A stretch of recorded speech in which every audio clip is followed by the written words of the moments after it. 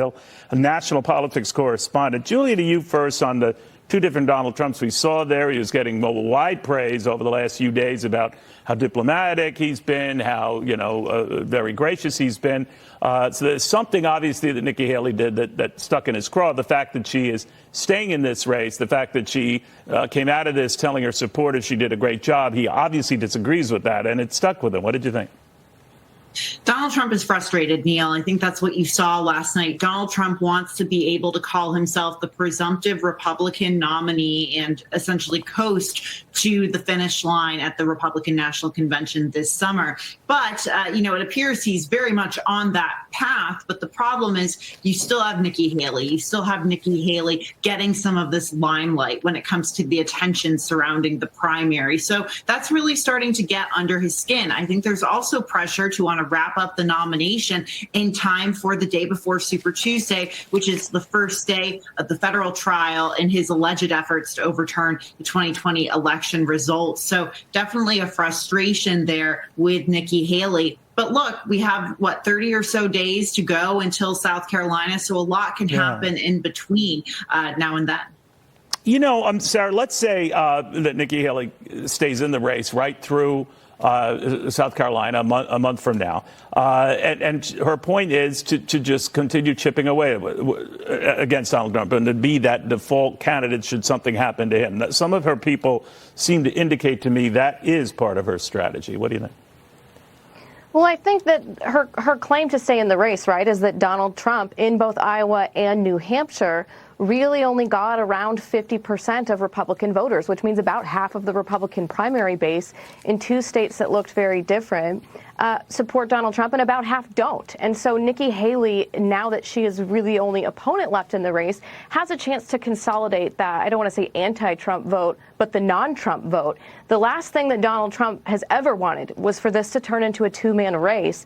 And it's doing so at a time when he really hasn't been able to break away and start hitting 60, 70%, or the kind of margins that suggest he is the runaway favorite of the whole base. So the worry for him is that while Nikki Haley has all these fundraising advantages, she's heading into her home state and she is consolidating that non-Trump vote, that she will give him more of a run for his money than he might have gotten otherwise if other so-called spoilers had stayed in the primary. I'm also wondering, ladies, I want to show you some examples of this where the age issue, which could be a predominant one for both Donald Trump and Joe Biden, assuming they are eventually each party's nominee, and how it plays out. Obviously, Republicans are fond of stringing together these images of Joe Biden. Some people say the blood of liberty, or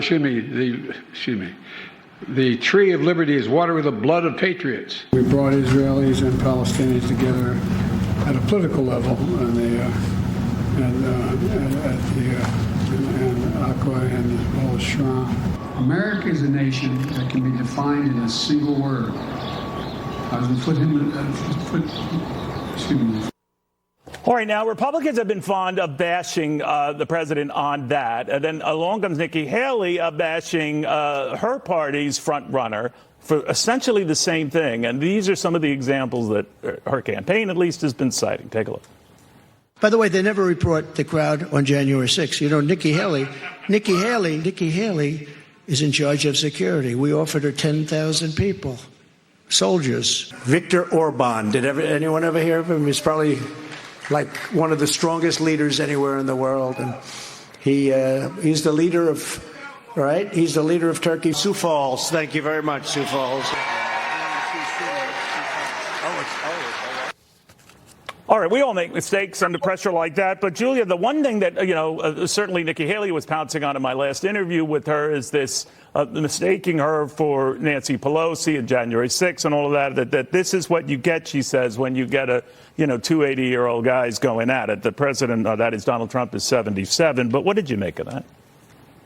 Yeah, look, with Joe Biden, I think there's a perception among voters that he, seems older than Donald Trump, and he is older than Donald Trump by a few years, but I think he acts older in a number of ways. I think it's easier to pull those clips if you're going to go after Joe Biden to sort of draw that contrast. Donald Trump, at least from a public-facing view, still appears to have a lot of energy. Yes, he's mixed up those names in those comments, and it was easy for Nikki Haley to pounce on that. But I think it works. It's probably a better strategy with Joe Biden, though I think it's fair to ask, Donald Trump would be 80 if he were elected president. So that's a fair question. But also on the ground in New Hampshire, Neil, and in Iowa, I was asking Republican voters, undeclared voters about Donald Trump's age and these attacks from Nikki Haley. And to a lot of these voters, it didn't really seem to resonate in a way. I mean, they acknowledged there was concern there, but it's not their top concern when they're going to the ballot box. So if they're unhappy, for example,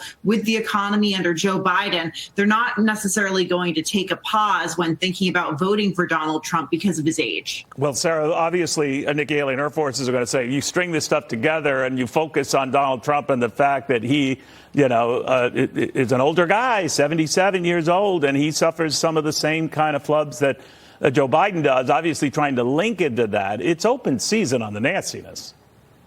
That's right. I mean, that's kind of to be expected, the vibe of a primary campaign. But I don't think there's any real comparison of Donald Trump's abilities versus Joe Biden's abilities right now in terms of the minds of voters.